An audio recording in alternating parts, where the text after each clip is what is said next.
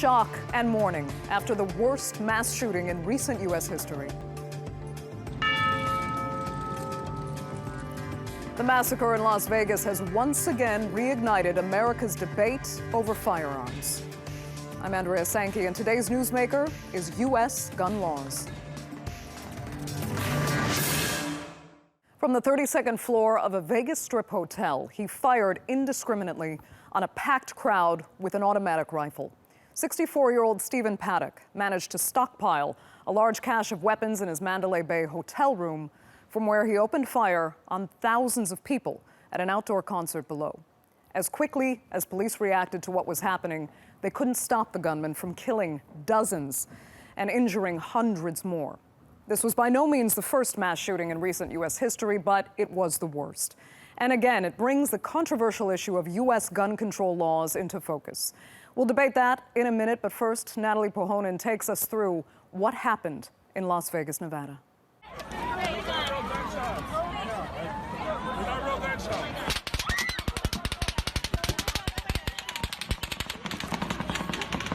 We have an active shooter. We have an active shooter inside the warehouse.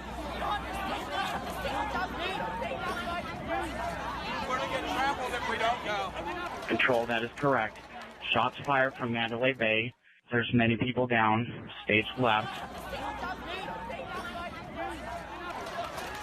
We have multiple casualties. GSW's in the medical tent. Multiple casualties. At first, people mistook the sound of gunfire for fireworks. They were, after all, at a country music festival. But from the 32nd floor of the Mandalay Bay Hotel, gunman Stephen Paddock was carrying out what would become America's worst mass shooting in the 21st century. By the time police reached his room, Paddock had killed himself. They did find more than 20 guns, but in the immediate aftermath, no clues as to what led him to open fire in the first place. No, ma'am, I can't get into the mind of a psychopath at this point. My fellow Americans, we are joined together today in sadness, shock, and grief. America is once again in mourning. From the lawns of the White House to the grounds of a Las Vegas football field. A nation united by tragedy, yet divided on how to reduce the growing number of victims from gun-related violence.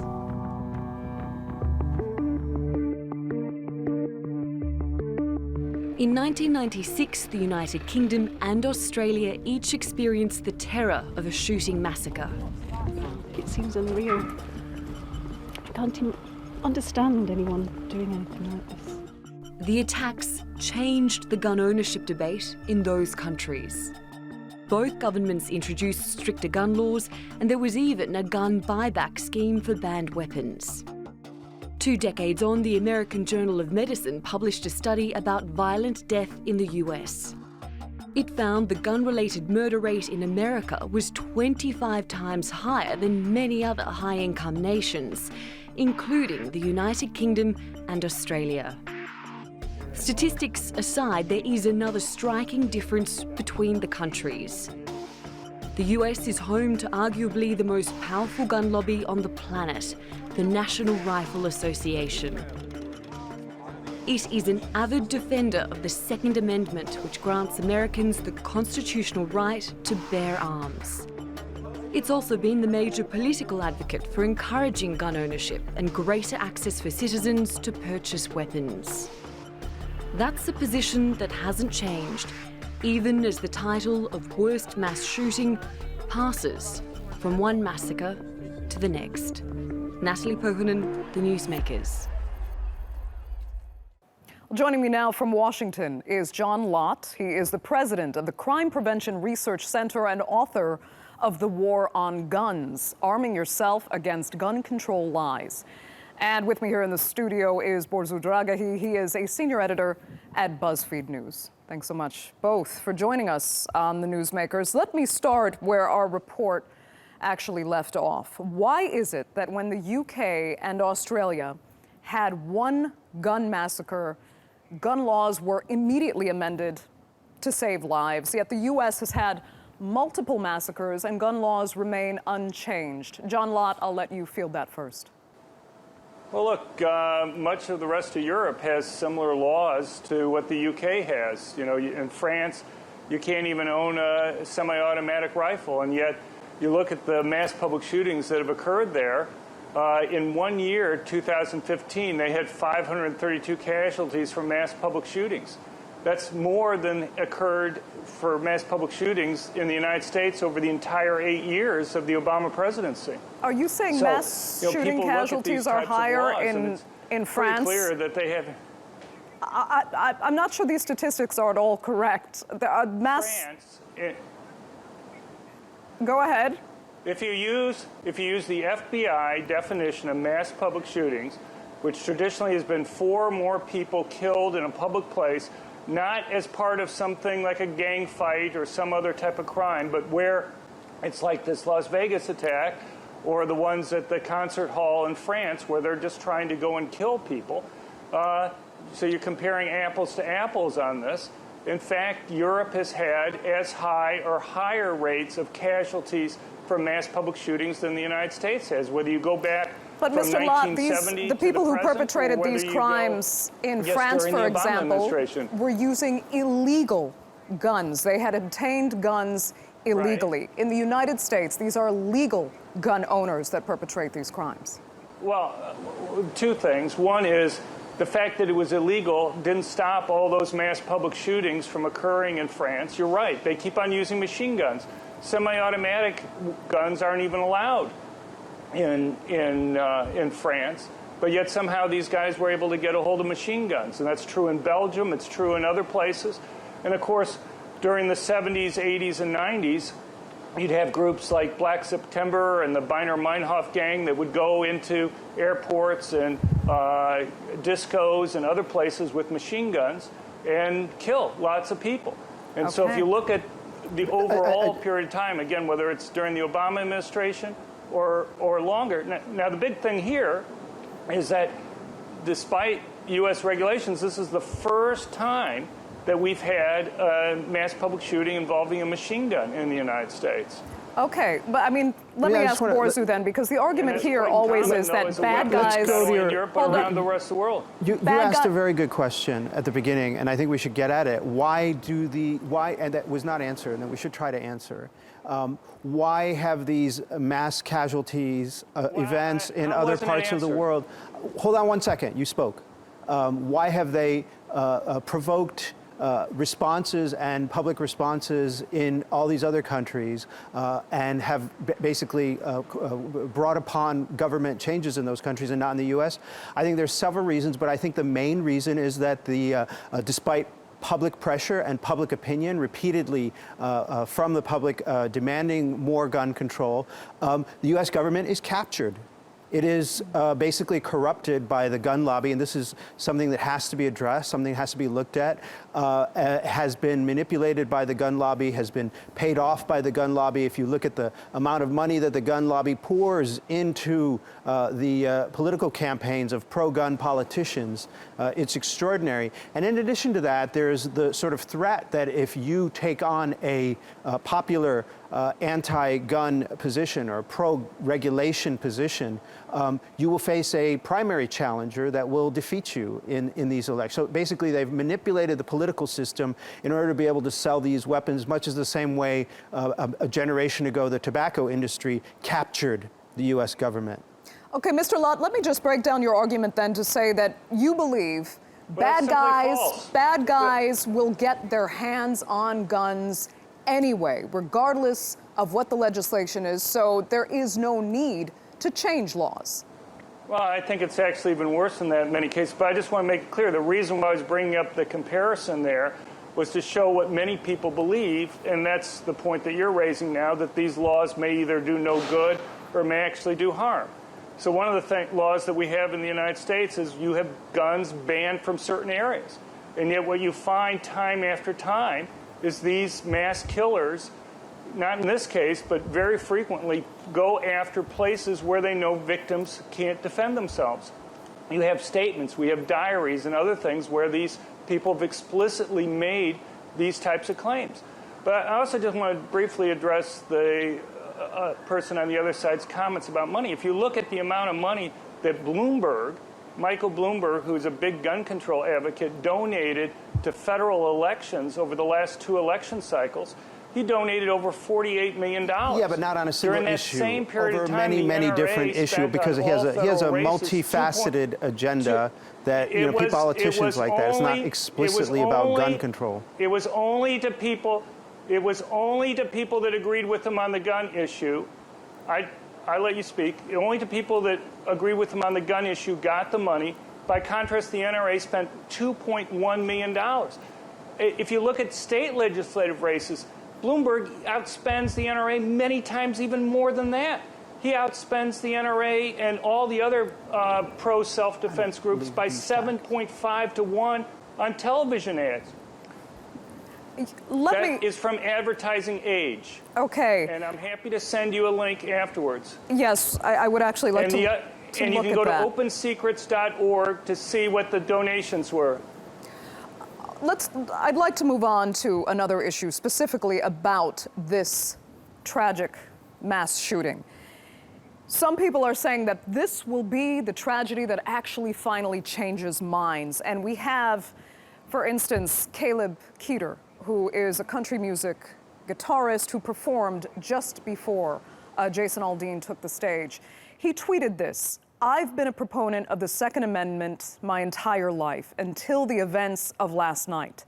I cannot express how wrong I was. We actually have members of our crew with CHL, concealed handgun licenses, and legal firearms on our bus, and those were useless. We need gun control right now. My biggest regret is that I stubbornly didn't realize it until my brothers on the road and myself were threatened by it."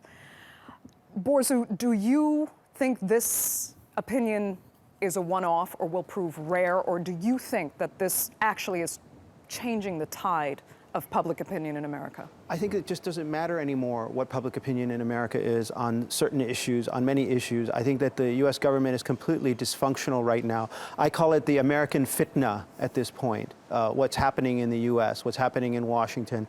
I don't think that anything will come out of what happened here. But I just want to address one thing that this country western singer said, and I think it's a nuance that needs to be explored and highlighted. You can be pro-Second Amendment, as many people I know are. You can be pro people having the right to own guns, keep guns in their homes for their own protection, and to use them for sports. I know a lot of people, I grew up in Illinois, and a lot of people I know were hunters, or they would go and do target practice, and they're completely within their rights. But also be an advocate of some kind of regulation, you know, some kind of controls on the sales of guns and ammunition and so on, and still be a supporter of the U.S. Constitution. John, let me first get your personal opinion on that tweet from Caleb Keeter. Does it affect you at all to hear someone who so grew up as a proponent of the Second Amendment change his mind because of this tragedy on his doorstep? Well, I mean, I've changed my mind the other way because of my research. I mean, I can give you, and he mentions the concealed carry permit holders. You can go to our website at crimeresearch.org. We have many dozens of cases where sheriffs, prosecutors, or police have said that mass public shootings have been stopped because of people with concealed handgun permits. Now, this was a very unusual case, from this guy firing from the 32nd floor of a hotel into a crowd of 22,000 people from a significant distance. It's true. In this case, having a concealed handgun permit wouldn't have made any difference at all. But there's lots and lots of cases. We just had a case just in the last week where a church shooting was stopped in Nashville, Tennessee, because somebody had a concealed handgun. Okay.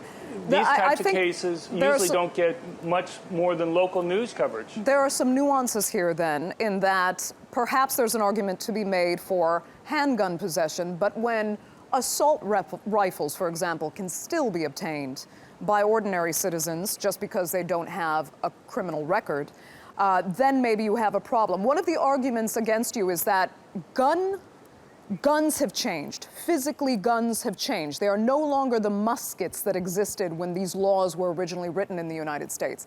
Guns have changed. our laws should change as well. Why don't you think there should be a progression here to adapt to changing technology?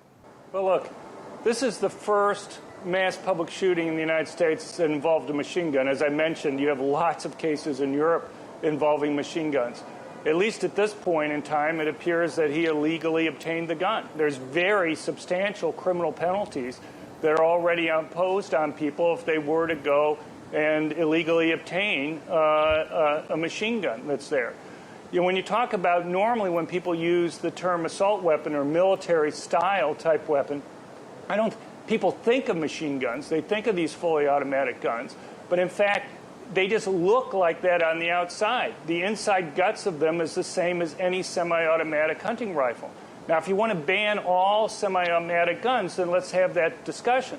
But to go and ban a certain set of guns simply because they look on the outside like military weapons, but no military in the world would use them, they function the same as any small game hunting rifle, it doesn't make a lot of sense. And there's a reason why the proponents of gun control go after the looks of guns rather than how they function, and that is people realize how beneficial semi-automatic guns are to protecting them. There are three types of guns.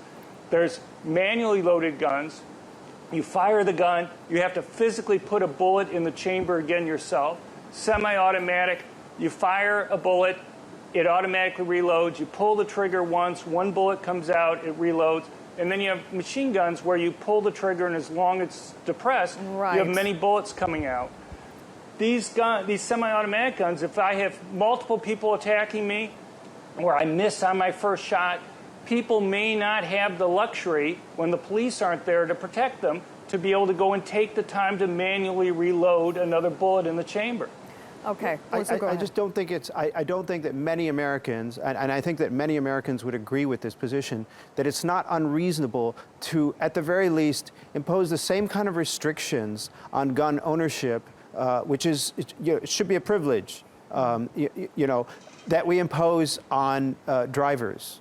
That is like, extensive training, licensing, monitoring of the vehicle and so on, registration of those weapons, basically scrutiny of people who seem to be doing something strange with the car. I mean, if someone is stockpiling weapons, and has bought 100 guns in the last month, I think that's a warning sign, and law enforcement should go over and say, hey, Joe, what's up? Why'd you buy 100 guns in the last month?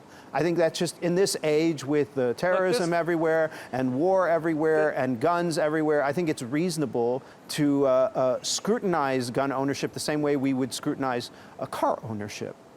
Go ahead, John Lott. Look, you only have to have a license or the training when you carry the gun, when you drive in public. And that's the same way the concealed carry laws are. If you have your car on your own property, you don't need to go through that. If you have a gun on your own property, you don't need to do that. But we already have concealed handgun permits, which does what you say. The difference is that driver's licenses are more liberal. Once you get a driver's license, you can go and drive across the whole country.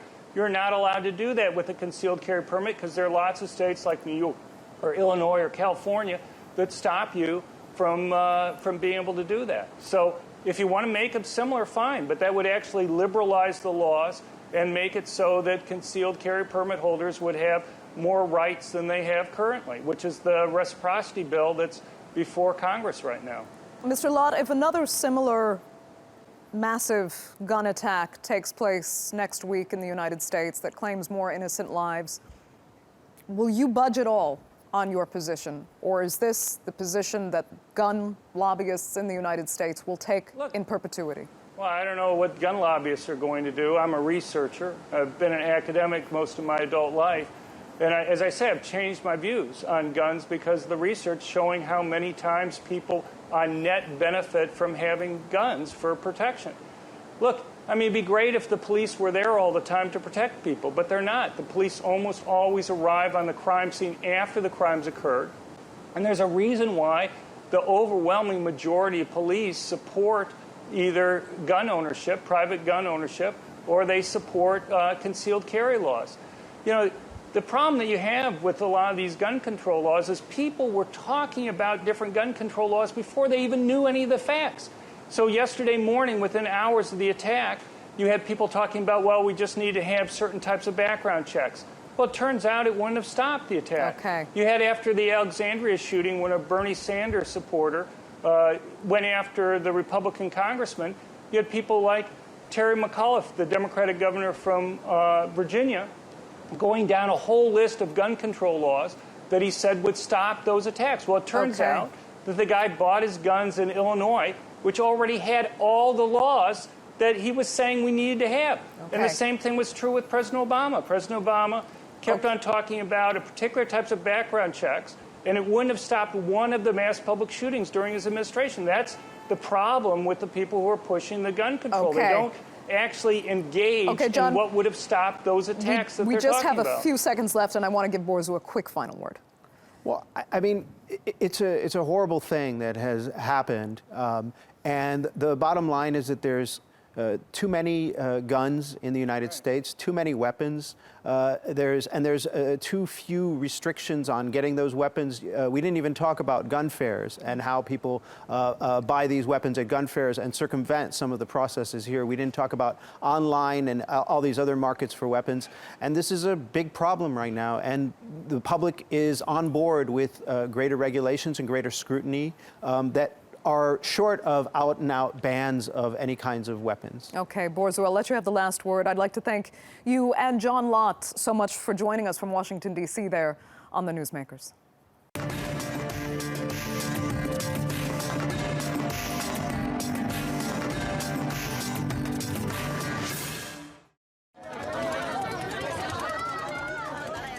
Still to come, leaders in Bangladesh are holding talks all week to try to manage the influx of Rohingya refugees entering from Myanmar.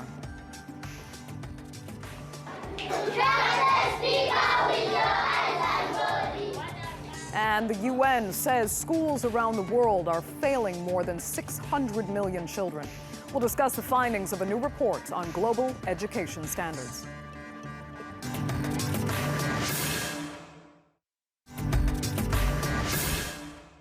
Officials from the U.S. and Bangladesh are meeting in Washington this week to draft a plan to manage the massive influx of Rohingya fleeing neighboring Myanmar. President Donald Trump has already signed off on an aid package worth $32 million, but a longer-term solution is needed. In just the past month, more than 400,000 Rohingya Muslims have been forced to leave their homes because of a crackdown by Myanmar's military. Shoaib Hassan has more on what this marginalized minority is facing.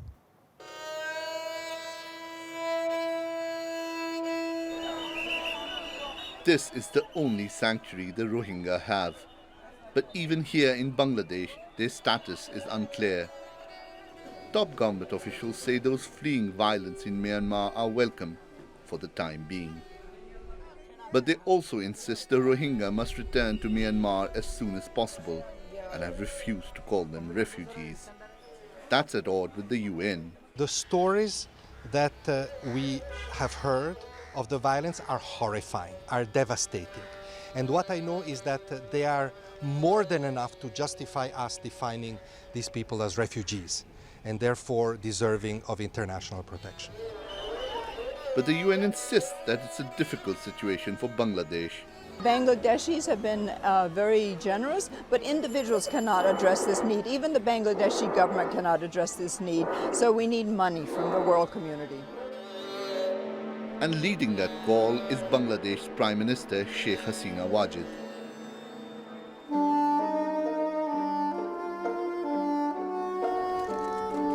Whether it's consoling Rohingya in camps along the border with Myanmar, or calling for more aid and an end to the violence there, it's Sheikh Hasina who's championing the cause of the Rohingya, like here at the UN.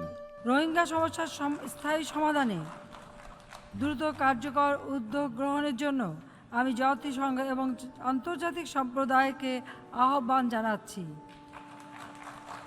এ প্রসঙ্গে আমি কিছু সুনির্দিষ্ট প্রস্তাব পেশ করছি।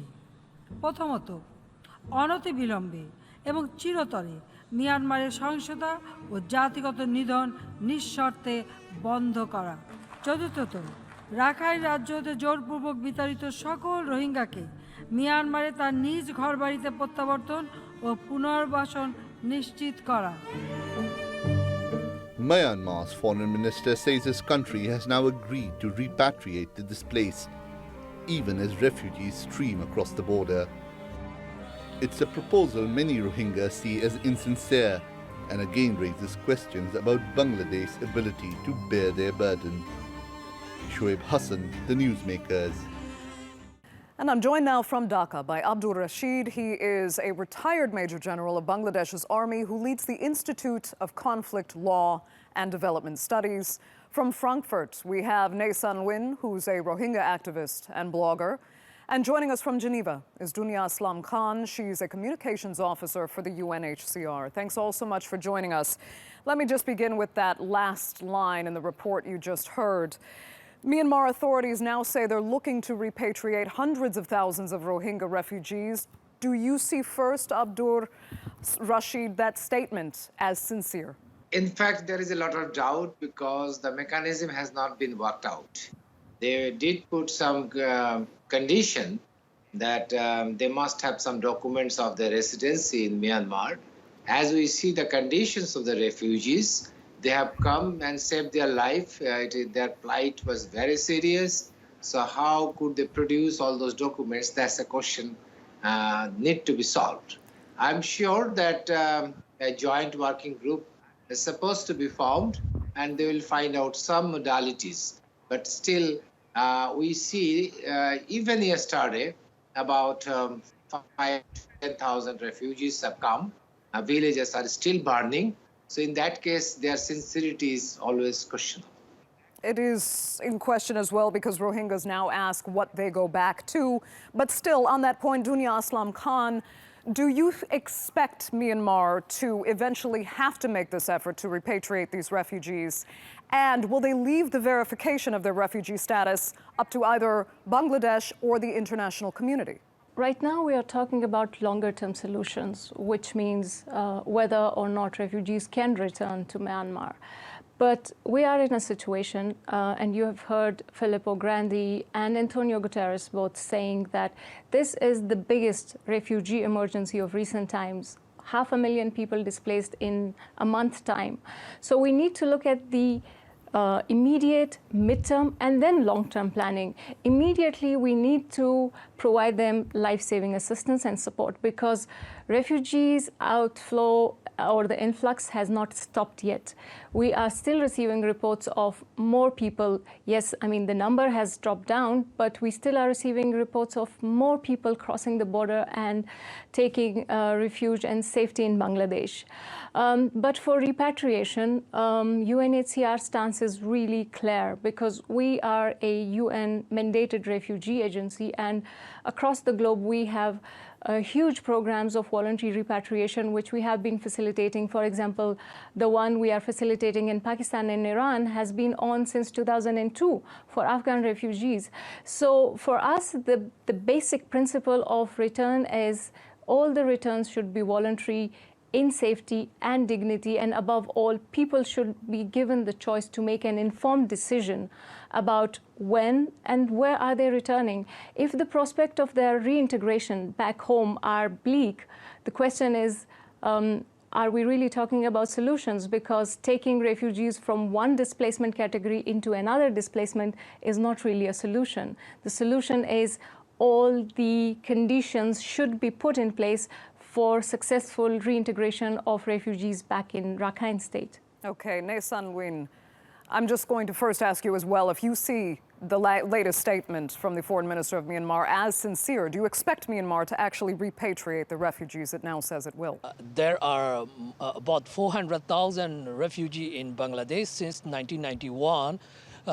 They have made agreement in 1993 that those people will be repatriated, but you know these people are still in Bangladesh. So recently, Burmese minister visited Dhaka to make an agreement just to ease the international tension, and also those people recently fled to Bangladesh. These 500,000 people, they have lost their houses, their property, and also all the documentation. And the Burmese government has all the record of their documentation. I am not sure whether the Burmese government will issue them their copy, because since 1992 they have launched this massacre operation, and they have conducted at least 46 times population census in every village. They have the photo of each family, and also the copy of the household registration, and also the copy of the registration card.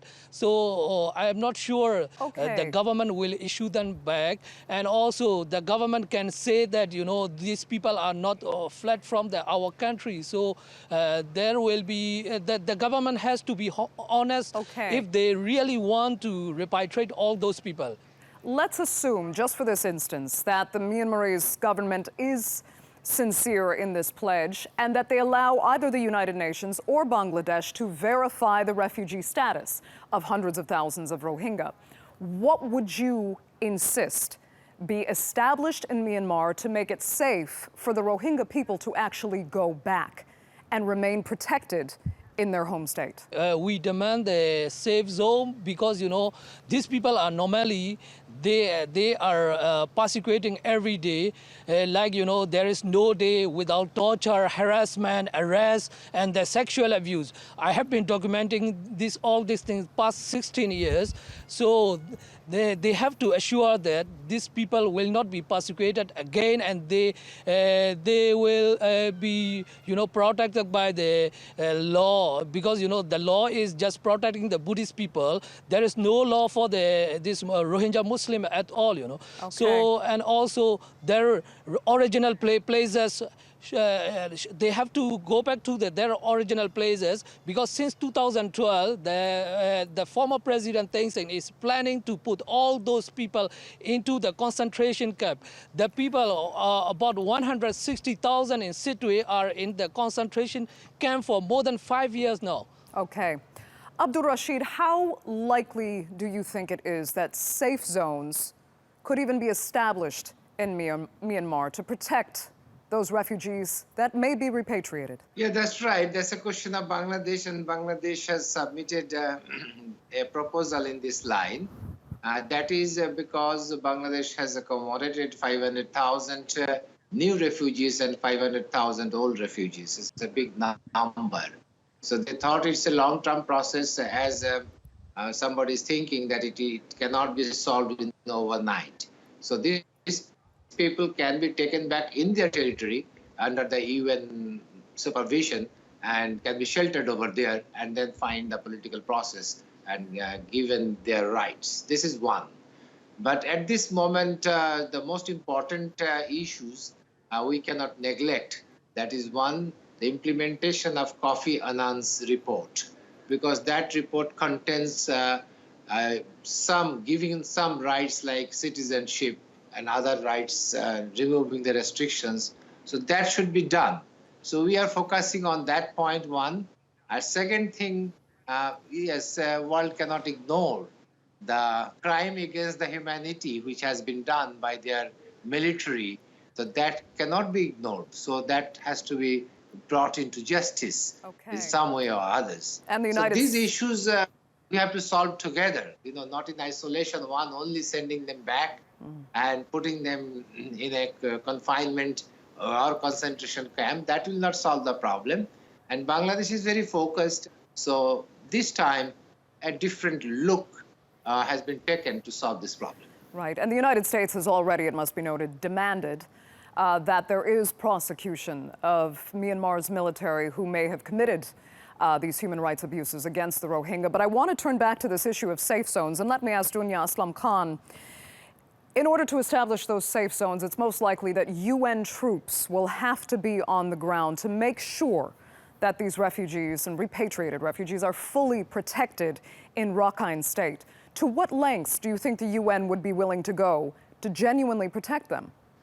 Well, the thing is, we have heard about the safe zone, the mention of safe zone from different actors, from the government of Bangladesh, from here, there, but we cannot really comment on something which is still, on proposals which is still lacking clarity and details. We don't know by safe zone what exactly is it meant, safe zone in Myanmar, safe zone in Bangladesh. But based on the historical perspective of safe zone, we have seldom seen any safe zone safe. Because until and unless the international humanitarian law safeguards are put in place to ensure that the safety and security of civilians is guaranteed, no zone is really a safe zone. People should be given the right of free movement. The safe zone should not be used as an excuse for border control or to restrict people's free movement. So we need more clarity before really talking about the safe zone and the details. What exactly do we mean by safe zones? Ne San Nguyen, I'm going to assume that isn't the language you want to hear from the UN after so much experience in failed safe zone efforts, Srebrenica, for example. Would you expect the UN to have a better plan than that? Because it's been years in the making, this Rohingya refugee crisis, that the UN has been aware of these hundreds of thousands of people that will need to return and want to return home. There is no guarantee that these people will not be persecuted again, because, you know, this is not just simply violence broke out in last August. We have been suffering since 1978. It is already 39 years now. They have been cleansing the population since 1978. This is the third wave. In 1978, more than 270,000. Again in 1991, more than 250,000. Again now 500,000. So all the time, you know, the UN is saying these people should be repatriated, but, you know, there is no protection for these people. So this time, the UN need to take serious action and also need to study the root cause of this problem, how our citizenship were taken away since 1974. So we want the permanent solution, not just, you know, these people repatriated and again they suffer, and, you know, again there will be the violence. The remaining, all the people also will be fled again. So we don't want this to repeat again and again. So UN must use the strongest term. This is completely genocide we are facing since 1978. So we have to, the UN and the international community has to find the permanent solution. We are human, you know, these people are human. They have no freedom of movement. They have nothing, you know, they cannot access for the food. Okay. Just, you know, while before I am talking, the villages are burning, the people are fleeing. Okay. So this has to be stopped, you know, by any means. We know this. And I mean, Abdul Rashid, then, in your opinion, has the UN failed to be proactive in years past now? Has it failed to protect these people when they knew they were in danger? A Myanmar threat is something different than Srebrenica. That this is a valid state still. It is not a failed state. Here the military, who has been under, probably not under political control, are doing this genocide. Now, if the political control of the military can be established in Myanmar, I'm sure the guarantee could be established more. So in this case, we have to, there are many ways that one can just find it out. And it is better that we have to protect them. And for such protection, even can go far extent, even deployment of UN forces. Okay.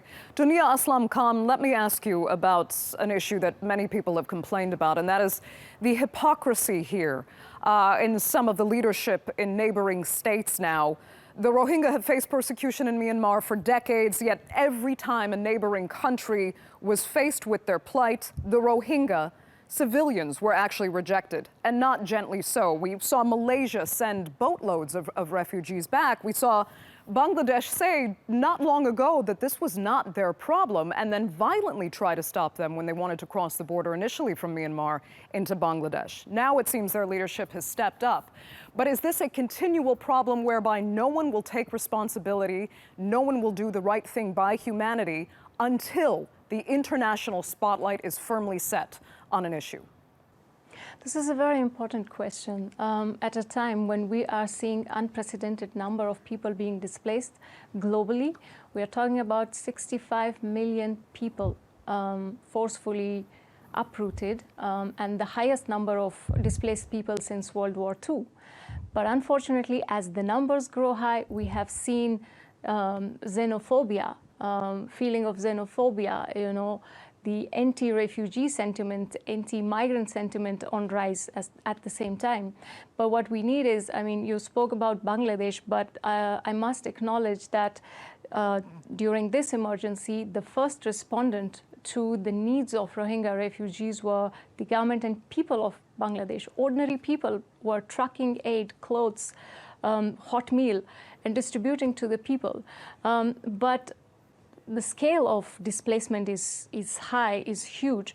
One country alone cannot bear the burden of so many refugees. 80% of the global displaced population is currently hosted by developing countries like Pakistan, like Iran, like Lebanon, like Jordan. Turkey is relatively well off, but Turkey is the highest. Turkey has the highest number of refugees currently, which the country is hosting. So what we need is, and similar is the case with Bangladesh. Bangladesh is a country of 160 million population, the mostly densely populated country, is now hosting around 600 to 800,000 Rohingya refugees. 500,000 from this emergency and others during the previous waves of violence in Rakhine.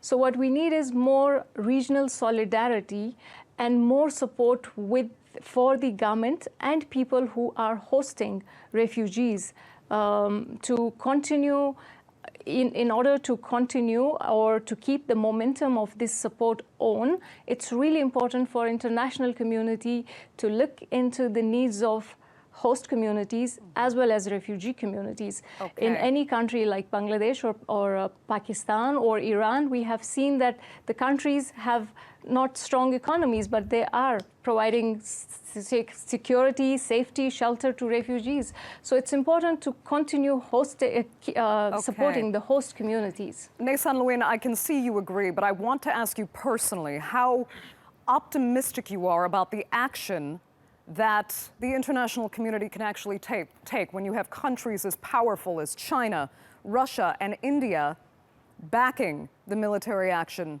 of Myanmar. Yeah, traditionally, China is supporting the Burmese military since 1962. So as of now, also they are standing with the Burmese military.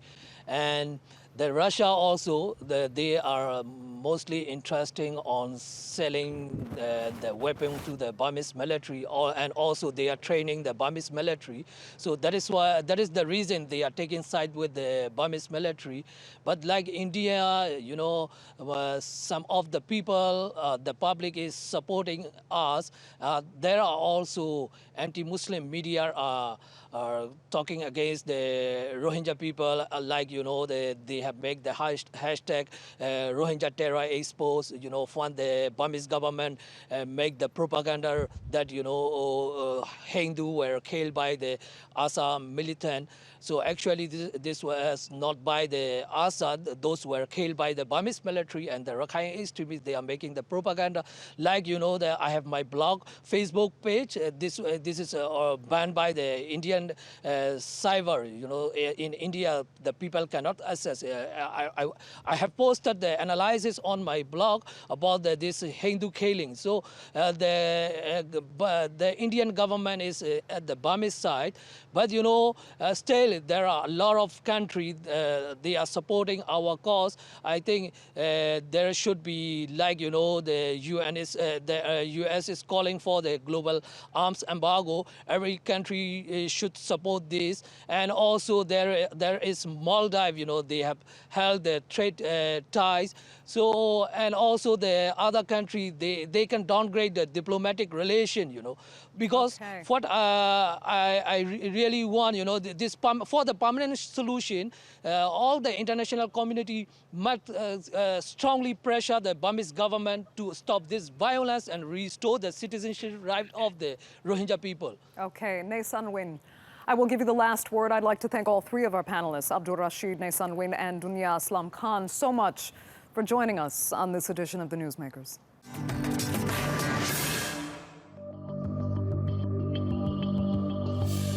We've got to help the children get back learning, get back to school. And that's as important as the life-saving work we're doing on health and malnutrition. That's UNICEF's Deputy Executive Director talking about the effect groups like Boko Haram have on the education of children. The comments were made last week. Around the same time, a UNESCO report showed just how bad the situation is, both in and out of classrooms. 6 out of 10 children and teenagers worldwide aren't meeting even basic proficiency in reading and math. War and poverty are two of the main reasons for low levels of learning, but the latest research shows that while children might be in a classroom, the standard of teaching often leaves them without a proper education. Joining me now from Montreal to discuss these findings on education globally is Sylvia Montoya. She is the director of the UNESCO Institute for Statistics. Sylvia, thanks so much for joining us. First, let me get your personal take on this report that you helped produce. What disturbed you most about the conclusions here? Good morning, and thank you for the invitation to join and to share with you our work. I think that one of the most decisive points and the fact that has actually surprised everybody here, the team that has been working on producing this report, is the fact that most of the kids are within the school. That means that already we have done a great effort in actually to try to bring them to school and to try to put them into classrooms. But there is something that we're doing wrong. We're not doing enough effort eventually in some aspects. There are not only issues from the educational side, but on the social side that could help to explain. But the fact that they're in school and we have the possibility to do something to help them and to try to avoid that they drop out and they reach a good level of learning is something that is also a strong message for all of us, that we have the possibility still to do something and to do some actions and some tools to implement some policies to help. They are in school, most of them. We have to help them within the school environment and trying to see how we could help them better. So they are in school, but are good teachers what's actually lacking? No, I don't think that this is the only cause that we have. We have a multiplicity of causes that actually explain low levels of learning. We know that still we face difficulties with poverty and with low levels of incomes. The family still needs some help to try to support the kids. It's not only about money. This money is a help, but we need to actually to support them in the possibility of offering a proper pedagogical environment in terms of how the resources. In many cases, the parents are not having a good level of education and they need to help their kids. So we have some issues on the social side. Within the school, we have some issues that are related to the infrastructure of a school. We know that the school facilities in some cases make it difficult for the kids to stay. In some cases, the water facilities are not good enough. Toilets is a surprise for some of us that live in developed countries, but it's not a surprise for many developing countries that the school infrastructure does not provide the best learning environment. Some of the kids lose classes or day of school because of the problem in infrastructures. And then the teachers are doing a good effort, a great effort in many of the environment. In very adverse conditions, we have the possibility, and we are work all over the planet, that we see how difficult is the daily life of teachers, but still they have difficulties. They need also some more support in terms of having some pedagogical tools for the kids that come with more difficulties for learning. So we know that there are a combination of tools and skills that are needed, the combination of policy to support. And though it is easy to actually blame teachers for the problem, They are not the only problem, they are the solution. Many of them are doing a kind of an effort that is incredible, and many of us don't give the right value and the right support, and they need more support from us. So we really don't think that this is a cause. Okay, fair enough. Then help us better understand where the solutions actually lie. I mean, a few years ago, I remember there was so much optimism about the role technology could play in helping educate, especially students in disadvantaged areas. That didn't quite result the way that many had hoped. But do you still see any potential in technology, or are the solutions elsewhere? No, definitely there are a combination of solutions, but starting by technology, that is precisely what you have asked. We think that it has been actually starting to provide help in not only in tracking record of where the kids are and who they are. That is actually very good help in many cases in many countries. But still there are many developments that need to be done to adequate the technology and to spread the work of technology in some environments, which there are still development of applications, some kind of tool that could help the teachers and could help them in the role they are, and to governments and families. But we know that in many cases there are problems of money that impedes to have access, and there is a need to spread a little bit more in terms of the pedagogical implementation at the classroom level. Okay, Sylvia Montoya, unfortunately we're going to have to leave it there. Thank you so much for joining us on this edition of the Newsmakers.